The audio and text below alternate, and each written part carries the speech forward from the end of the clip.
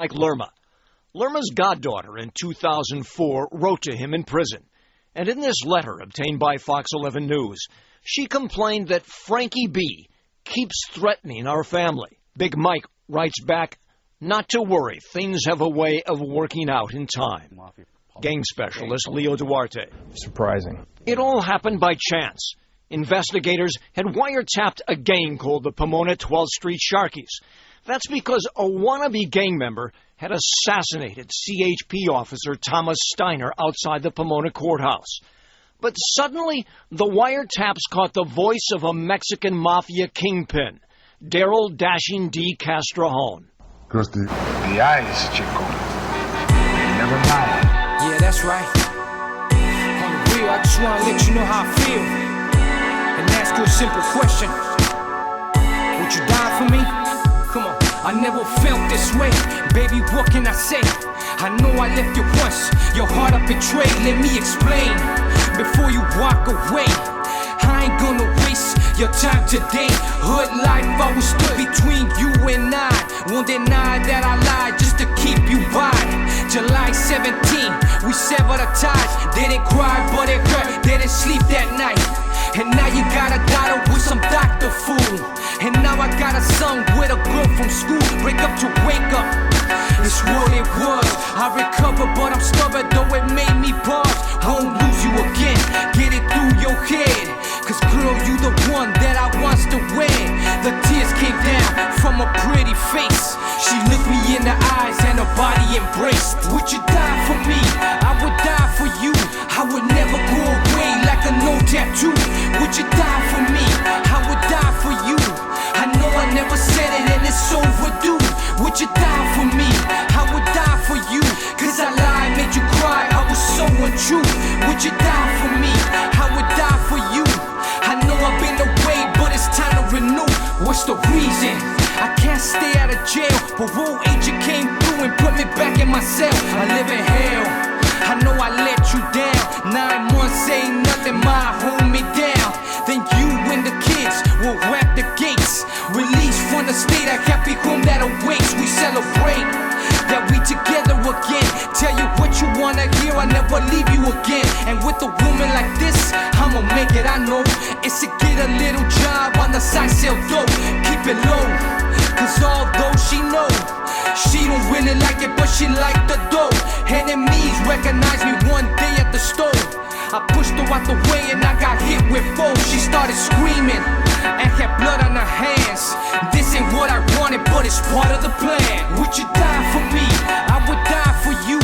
I would never go away like a no tattoo. Would you die for me? I would die for you. I know I never said it and it's overdue. Would you die for me? I would die for you. Cause I lied, made you cry, I was so untrue. Would you die for me? I would die for you. I know I've been away, but it's time to renew. Please understand that I only wanted us to be happy. And in the end we was. Love you. I come from the gutter. I know that. I got no education. But that's okay. I know the street. And I'm making all the right connections. With the right woman, there's no stopping me. I could go right to the top. Anyway, what I gotta tell you is this. I like you. I like you the first time I laid eyes on you. I say, she's a tiger. She belongs to me. It is a bizarre, bloody story that has all the makings of a Hollywood gangster movie, but it really happened, and most of it was set in the San Gabriel Valley. Tonight, Chris Blatchford investigates the Mexican mafia's plot to kill Frankie B. God told Noah to build an ark. Frankie Buelna sits in his living room reading the story of Noah's Ark to his 2-year-old daughter. God sent the animals to Noah 2 by 2. He reads this biblical tale of sin, judgment, and salvation as if he's just another dad. But he's Frankie B., a member of the Mexican Mafia also called M, who has convictions for burglary, armed robberies, drug dealing, and assault with a deadly weapon. He spent more than half his adult years in prison. That's his daddy. 9 years ago, he appeared to be a loving dad here at home in Pomona. But at the time, this mafia dropout says Frankie B was in a fight for his life. You know, they're just killing each other. It's nothing but power struggle. All of them are fighting for power. Frankie B, unlike most Mexican mafia members, was from Northern California. But when paroled in the early 1990s, he set up shop in the San Gabriel Valley. Pomona detectives say he once threatened to kill a guy over $20 and was always dabbling where he shouldn't. Pomona is the territory of a rival Mexican mafia boss, Big Mike Lerma. Lerma's goddaughter in 2004 wrote to him in prison. And in this letter obtained by Fox 11 News, she complained that Frankie B keeps threatening our family. Big Mike writes back, "Not to worry, things have a way of working out in time." Gang specialist Leo Duarte. Frankie B was apparently, the information that was, going around was that he was stepping on toes. According to this law enforcement intelligence report, mafiosos Sal Toro Hernandez and Daryl Dashing D Castrejón were also upset that Frankie B was taxing drug dealers in their Inland Empire territories. Bureau of Narcotics agent Scott Barker. Frankie B didn't care. He was going to collect taxes when he wanted, where he wanted. He was going to do his thing because he was Frankie B. And that's not the only reason Frankie B's life was in jeopardy. In a 1994 court case, he admitted to being a member of the Mexican Mafia, violating the code of silence. He also claimed to have dropped out, an offense punishable by death.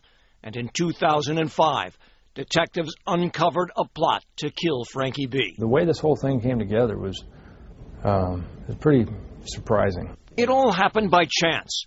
Investigators had wiretapped a gang called the Pomona 12th Street Sharkies. That's because a wannabe gang member had assassinated CHP officer Thomas Steiner outside the Pomona courthouse. But suddenly, the wiretaps caught the voice of a Mexican Mafia kingpin, Daryl Dashing D Castrejón. Because the only danger is real quiet. He just listens, observes. Those are the ones you got to watch out for.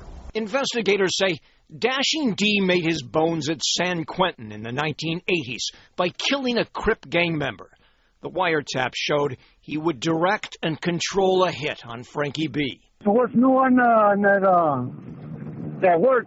Dashing D gave orders to Hector Munoz, known as Tiburon, and Arturo Garcia, known as Topo. Okay, be sure to stay on them. Tiburon and Topo are both shot callers in the 12th Street Sharkies gang. All right, I'll talk to you. Under them, Julio Felix, another Sharky known as Barney, who warned about being reckless. Be careful, dog. Don't try to do no kamikaze because you're trying to get it over with, Yeah.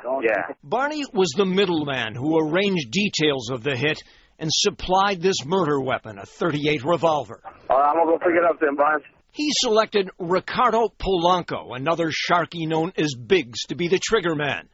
The first plot was to shoot and kill Frankie B here at his home. Well, I scoped it out. I know how to get away in there. But one investigator describes Biggs as a cartoon-like character who just couldn't get it done. He lost one murder weapon and repeatedly made other excuses. I can't do it right now, Barnes. I've been drinking. I was doing crazy. 312 pack. After nearly 4 months of bungling, Biggs was arrested in a rental car on his way to do the hit, just a few blocks from the home of Maria Lopez, Frankie B's girlfriend. He had a loaded .38 revolver. By that time, investigators had already been to Frankie B's house to warn him about a murder plot. So would you like protection? Frankie B said no. Said he's had that before. He's not worried about it. But a source close to Frankie B tells us he was angry and paranoid. And investigators say calls intercepted later showed even Frankie's girlfriend Maria was willing to set him up. As it turns out, she was co-conspirator Hector Munoz's girlfriend too. And Munoz, 4 months later, was ambushed at a red light, shot 13 times and left for dead. Investigators guess it was Frankie B's work. It happens to a lot of them. These guys think it's going to last forever, but it doesn't. By 2008, Barney Felix, Topo Garcia, and Biggs Polanco were all convicted and sentenced to long prison terms for their part in the plot to kill Frankie B., even though they never got the job done.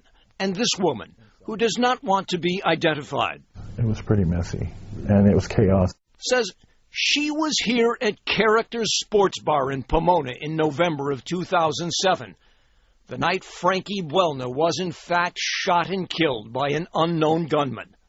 No one is talking. People are afraid to talk. Hell yeah, because they reach out and touch people, even from behind bars. Dashing D. Castrejón jumped bail, $1 million bail, 3 days before he was set for trial in the Frankie B. murder plot. He's been a fugitive now for nearly 3 years. Fox 11 News has learned he's been seen in Mexico and Central America and has direct ties to the major drug cartels. We've learned he's using Inland Empire gangs, Black Angels, 18th Street, West Side Verdugo, and East Side Victoria to ferry large quantities of drugs and cash across the border. One cop tells us it seems that Castrejón is untouchable. And for now, it appears that he has fallen off the radar. In the Inland Empire, Chris Blatchford, Fox 11 News. Yeah, I do have a message. I understand their pain. I understand their grief. I understand all that perfectly, but I'm not the one that did that to their son. Like, this for them slob niggas, but low-key type shit, you know? Dead red rum, dead red rum, dead red rum, dead red rum. It's got a hold of my soul. Dead red rum. It's got a hold of my soul. And if I'll never ever leave me alone. It's got a hold of my soul.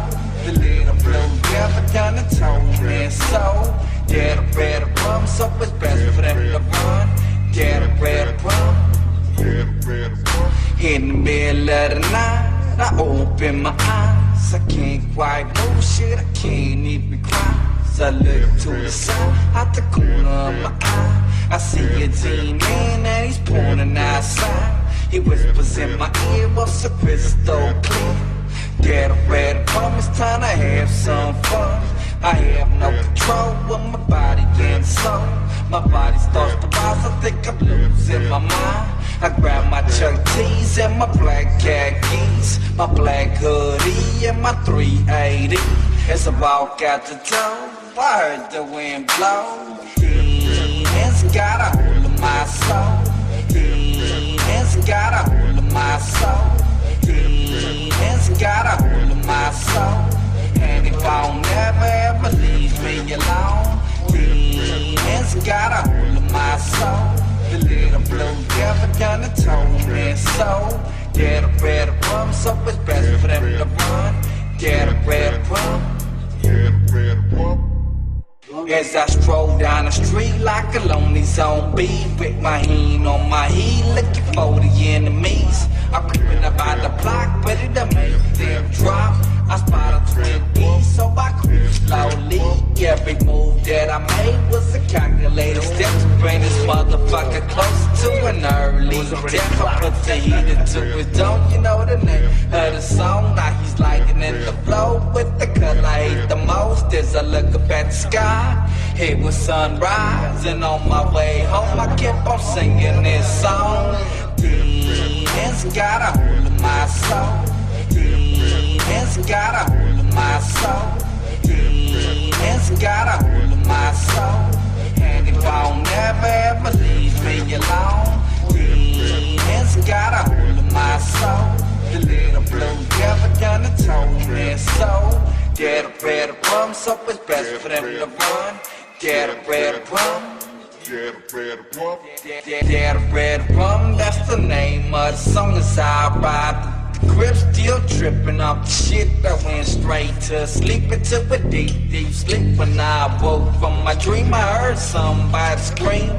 LAPD, motherfucker, freeze. Murder, What's the case they gave me? Murder. What's the case they gave me? Rogelio Angel, Lord, you're being arraigned today for murder in the first degree. How do you plead? Your Honor, can I address the courtroom? Yes, you may. Demons got a hold of my soul. Demons got a hold of my soul. Demons got a hold of my soul. And if I don't never ever leave me alone. Demons got a hold of my soul. The little blue devil done and told me so. Get a red rum, so it's best for them to run. Get a red rum,